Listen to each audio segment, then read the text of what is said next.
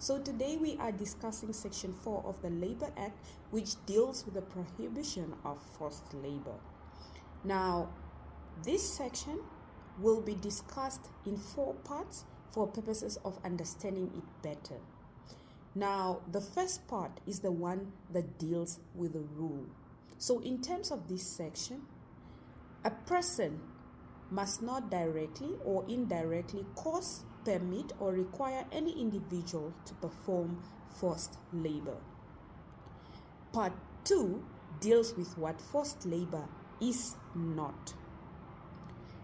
So, in terms of this section, forced labor does not include any labor described in Article 9, subsection 3A to E of the Namibian Constitution, which is any labor required in consequence of a sentence or order of a court, any labor required of persons while lawfully detained, which though not required in consequence of a sentence or order of the court, is reasonably necessary in the interest of hygiene.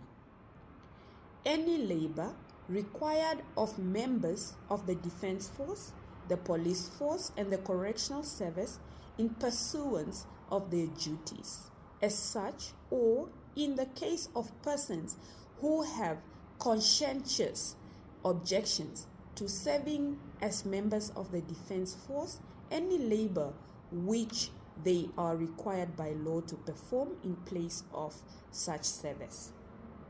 Any labor required during any period of public emergency or in the event of any other emergency or calamity which threatens the life and well-being of the community, to the extent that requiring such labor is reasonably justifiable in the circumstances of any situation arising or existing during that period, or as a result of that other emergency or calamity for the purpose of dealing with that situation. Any labor reasonably required as part of reasonable and normal communal or other civic obligations. Part 3 deals with what forced labor is or what it includes. Now, in terms of this section, forced labor includes any work or service performed or rendered involuntarily by an individual under threat or any penalty, punishment, or other harm to be imposed or inflicted on or caused to that individual by any other individual if the first mentioned individual does not perform the work or render the service. Any work performed by an employee's child who is under the age of 18 years if the work is performed in terms of an arrangement or scheme in any undertaking between the employer and the employee.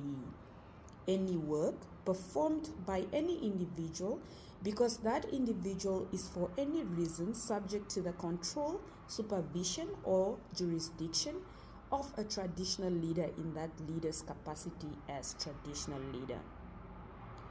Now, part 4 deals with the offense. In terms of this section, it is an offense for any person to directly or indirectly cause, permit, or require an individual to perform forced labor prohibited under Section 4. And a person who is convicted of the offense is liable to a fine that does not exceed 20,000 or to imprison for a period that does not exceed 4 years, or even both the fine and imprisonment. Thank you. That's the end of Section 4. Let's engage, let's discuss, share the cases that you might have experienced or any other newspaper articles or whatever we can discuss and learn from. You may share it on this YouTube platform, on our WhatsApp group, or even on our Instagram channel. Thank you.